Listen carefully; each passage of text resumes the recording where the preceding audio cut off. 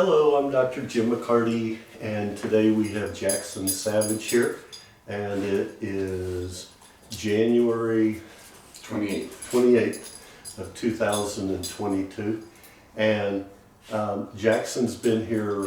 This is what, day 4? This is day 4. Yep. Yeah, day 4. Okay. Oh, this is the 27th. Sorry, I thought it was Friday or something. Yeah, the 27th. Okay, and he's here from Utah, right? Yep. Salt Lake. Yep. Salt Lake City. Okay, great. And so this is the first week that I've been working with Jackson, and actually he's made some amazing progress in 3.5 days, 4 days. Okay. Yeah. And basically, I'm trying to remember the other day we went over some of the stuff that you, on how you kind of got here. I'm trying to remember you had some, I think there was some snowboarding accidents and some head injuries and some teeth that came in crowded when you were younger. And I think they said they wanted to take out 4 and then eventually took out like 8 teeth or something like that. Yeah, so they took out 4, and then my mom had said, hey, get your wisdom teeth out too, kill 2 birds with 1 stone. So they pulled a bunch of teeth and then they put in braces. Braces to fill the gap. Right. And that was when you were what, about 13, 11? 13 or 14. Okay, something like that. And you're now 30? Correct, yeah. Okay, so that was roughly 16, 17 Yeah, about 16 years ago. Is that when, about the time that things started? Yeah, I would say, that I never really felt the same after that. Okay. And what kind of things did not feel the same? I just never was able to have good posture, no matter how much I tried. So you're 6'5". Yeah, I'm 6 foot. I've always been tall. You're tall, and then your posture got worse after they did the. Yeah, I would say the dental work. Didn't know that there would be a correlation. Right. Between that. I always had really bad allergies. Yeah. Growing up. So I didn't really realize it, but I really became like a mouth breather. Yeah. Always hunched over, kind of had forward head posture. And what's happened the last several years? So I got in a car accident a few years back. It was really bad. Somebody hit you on the driver's side and you were the driver. Yeah, I was the driver. Yeah. And they ran a red light. It was an elderly man. He didn't hit the brakes whatsoever. Okay. I was able to see him, and he reflected off my car. Yeah. Luckily, instead of just impacting straight into me, which probably would have killed me, because the airbags didn't go off. And then the last several years, things have just gotten progressively worse. Yeah. After that, I thought I was, fine. That's what the doctor said. Right. And then. After they did X-rays or MRIs? Yeah, they did a CAT scan and all that. Said everything was fine. And then in 2020, around March-ish, okay, I realized I had like a sinus blockage on my left side. Okay. This was when? 2020, around March. March 2020. Yeah, and so we're talking about almost 2 years ago. Not quite. Yeah, almost 2 years ago. Yeah, it feels like an eternity. Yeah. To be honest, it feels like it's been like 7 years. So how many doctors, Jackson, would you think that you've seen? Primary care doctors, neurologists, ENTs? 15 to 20. 15 to 20, okay. Have they all given you the same answers or different answers, or what have they said? All completely different answers. Like what? The ENT people just said that I had a sinus infection, and that. Did they give you antibiotics for your sinus infections? Oh yeah, they gave me way too many antibiotics. Okay. I probably took around 6 or 7 rounds in 6 months. Okay. And then what else? What did the neurologist tell you? Anything? So I actually didn't end up going to the neurologist. Okay. But when I went to the emergency room, on the MRI, they said I had brainstem fluid buildup. Brainstem fluid buildup. And that it was on my CAT scan from the car accident I had been in. But they didn't say anything about that at the emergency room whatsoever. It wasn't on the medical report. And then somehow you found me. Yeah. So I didn't go to the neurologist because they wanted me to sign like a waiver of death form or something. Okay. I just didn't feel comfortable. But yeah, after going to see a ton of different doctors, honestly, I was praying to plume, and I just felt hopeless. I didn't know what to do. And so by this time you were having bad posture, pain in the left side of your face from the so-called sinus infection. Yeah. And trouble breathing. Mm-hmm. Yeah, okay. I had a ear ache, like an inner ear ache, facial numbness all through my jaw up into here. And how bad was the pain, Jackson? Oh, it was unbearable.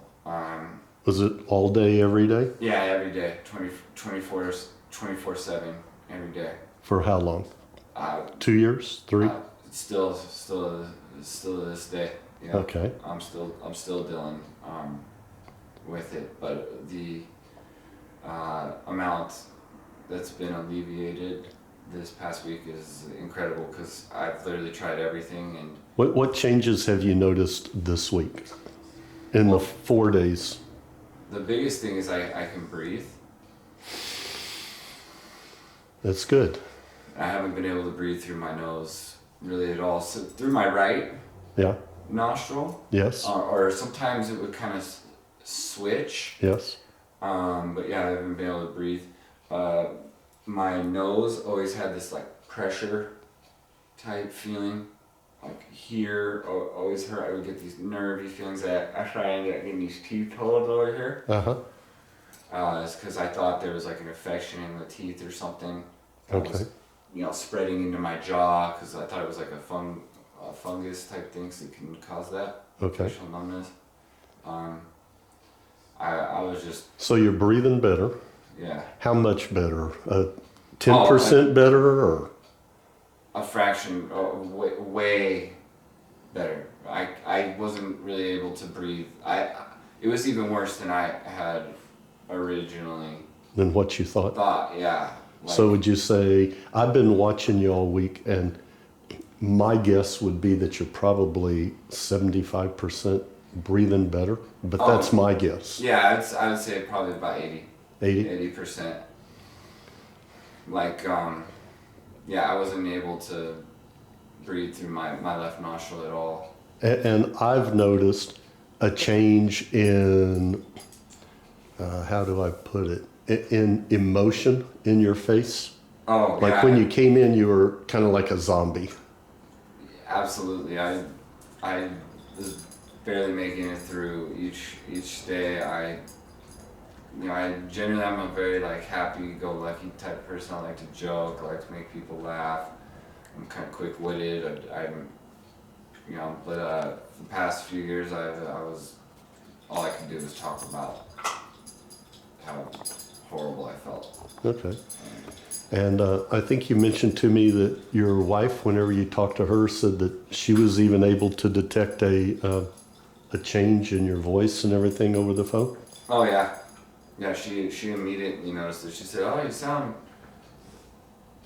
happy. Like, things are doing better. Even my neck. Yeah.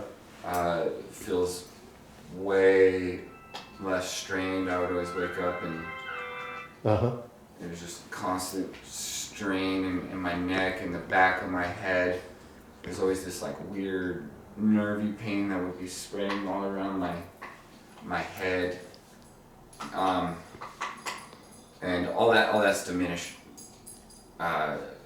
greatly. I'm still, pretty tight in the TMJ muscle and things like that. But this has developed over so much time. Like it's a process, but the amount I've experienced in such a short period of time is very significant, especially being that I've tried everything.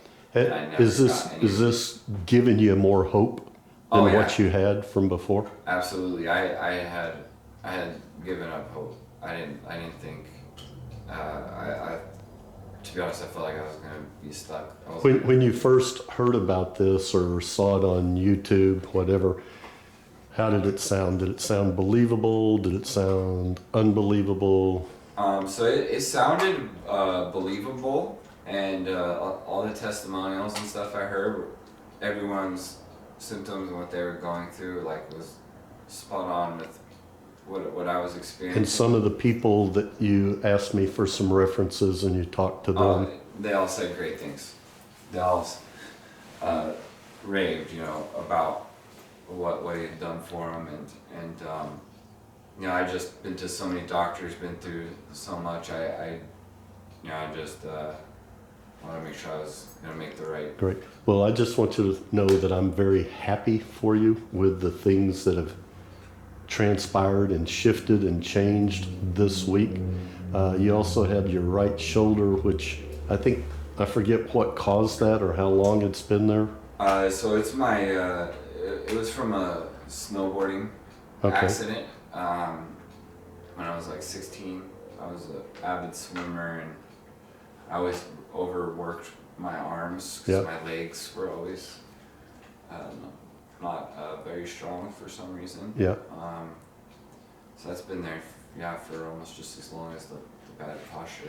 When you talk to, just one or two more questions, but when you talk to the people who had been through the treatment already, what did they tell you about the treatment? Did they tell you it was a piece of cake? Did they tell you that it hurt or it felt like jumping in a swimming pool? What did they tell you, and how did that relate to what you have noticed here this week? So they had all told me it was a process. Okay. And that it would take time, and there was going to be ups and downs, and and discomfort, but it was worth every moment. And to be honest, with my experience, there was points of some discomfort, but compared to what I've been dealing with, it was worth it. It's not even compared. So we've only done 1 week. We've done 8 treatments, and we've done 7. We're getting ready to do number 8. But basically, we'll have done 2 treatments a day for 4 days. Then we'll let you rest for about 3 or 4 weeks. That'll be optimum, and then have you get back. And the reason for resting, giving the brain a chance to rest, is so that the brain actually has a chance, as we're getting rid of the cranial subluxations, the places where the sutures come together and they can get stuck a little bit. What we're doing is giving the fluids in the brain a chance to hydrate the brain. And again, that's a process. That's the part that is a process. The unlocking the cranial subluxations happens, boom. As soon as I do one, we unlock it. The process involves the brain rehydrating and beginning to function differently. So, absolutely. Anything else that you'd like to? I just want to say, I tried pretty much, everything, and I didn't get any relief from really anything. The most relief I got was from some upper cervical adjustment work, which was helpful. It made things a little more bearable, but the amount of relief I've gotten this week is the most I've ever gotten from anything, and to me that's huge, because I wasn't getting any progress really anywhere. Great. Well, I want to thank you. I'm glad that I've met you. You're a very interesting person. And do I have your permission to be able to record this and be able to use it on helping other people? Absolutely. Okay, great. Thanks a million.